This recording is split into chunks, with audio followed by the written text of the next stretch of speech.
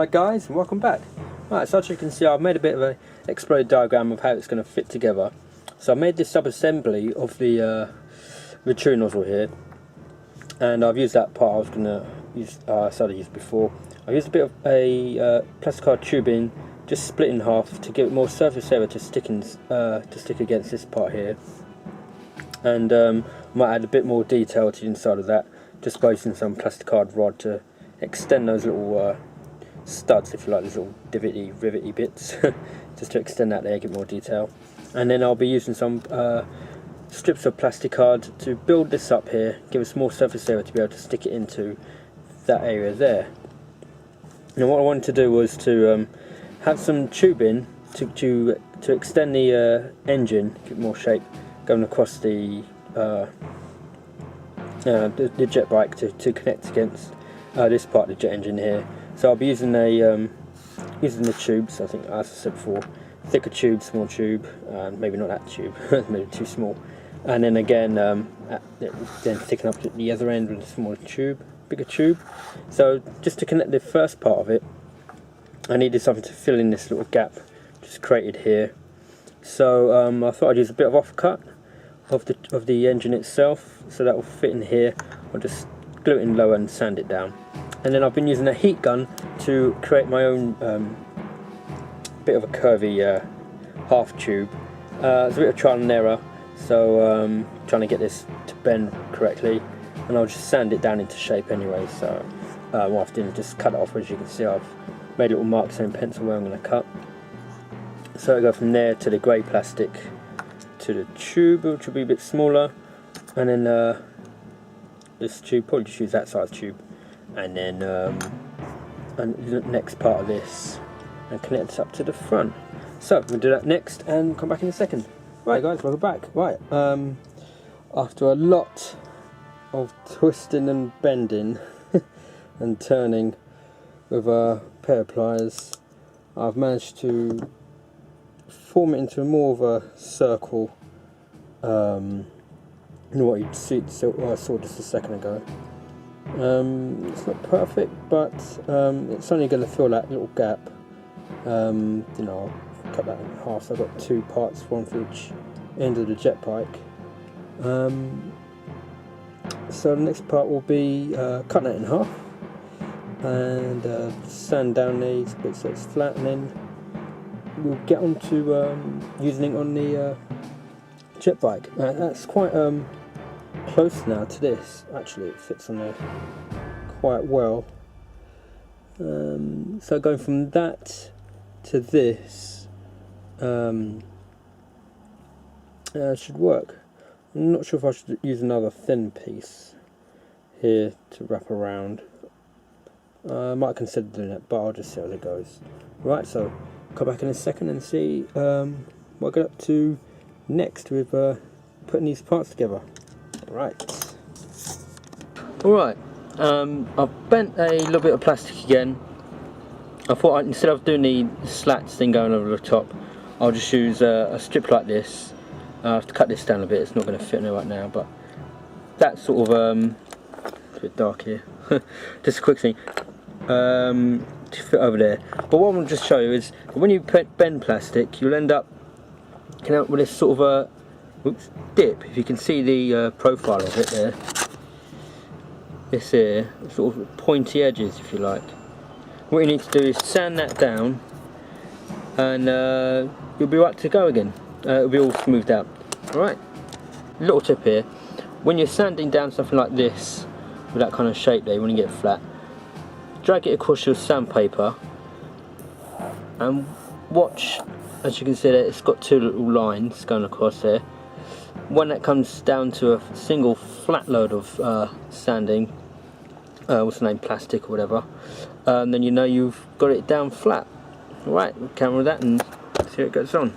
Excuse the older shaky camera, it's a bit shaky camera here. But another thing you can do is to put your file in a vise. That gives you both hands free to work the plastic, to sand and get on also using one hand now. But yeah, so you can do that as well. Okay, and there we go. One nice and smooth evened out curved bit of plastic, you know what I'm going to call it. I'm not worried about, because I'm using just the outside of the structure, I'm not worried about the inside matching up to it. It's just the outside which counts for what I'm doing. Same here with the other part of it. Obviously the inside is not that circular, but the outside is, and that's where it counts. So there you go. Right, on to the next bit.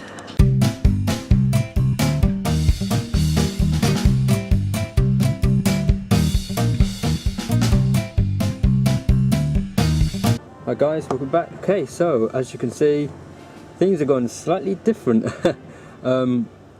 I did use that piece of plastic that I bent and curved, but instead, if we zoom in, I've had a different idea, because the original idea I had of having kind of a tube going across with two sort of funnel ends connecting the rear and the front end, it wouldn't really work with this sort of running underneath. It would look, what's going on?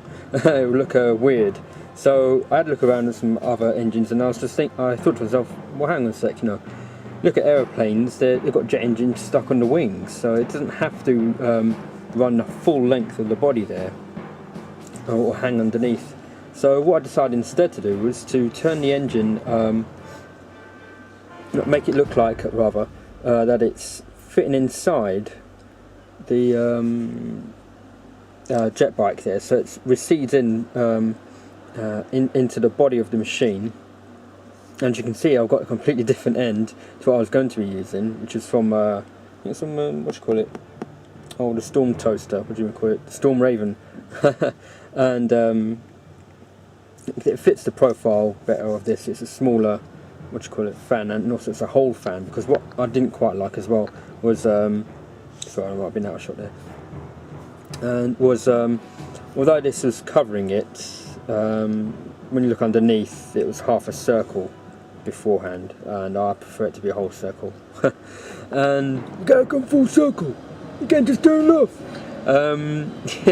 So I'm going to use this piece, and whereas I had the semicircle piece, which I've still got in here, I think, here somewhere. Well, anyway, it covers up more, blocks in more detail, more shape of the bike, and I can just easily sort of fill it in, put some more plastic card in here, and underneath here, little slot, little piece can slot in quite easily. So, but for the main thing though, I'm going to call this what's the name? The last part of this part. Party with the first part, and yeah, that's the engine now. The engine is there. That fits in there. That took quite a lot of tubes. Actually, I'll talk a bit more about this. Lots of tubing and splitting of tubes rather. Cut them down to very thin slices. But one thing I did to do that, to help me do that, is I get a bit of piece of plastic card, and especially for when you've got pieces of tubing that you've cut in half already, say like a piece like this, it's very hard to hold.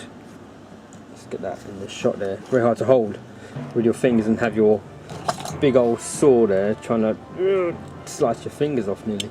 So what I do is I get this here and blue tack, squash that onto there, and then you can just saw through it very easily, and it keeps it in place.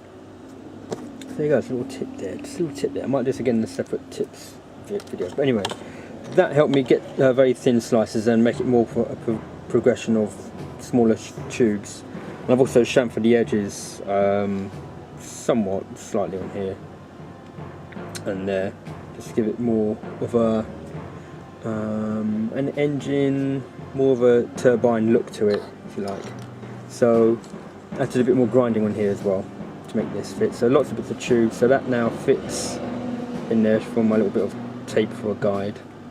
Got a glue in there, so that's what we're going to do next. Glue that in and then work on the front end. Okay, so thanks for watching this long part. I'm not sure how long it's going to be now, I've got a lot of cuts there.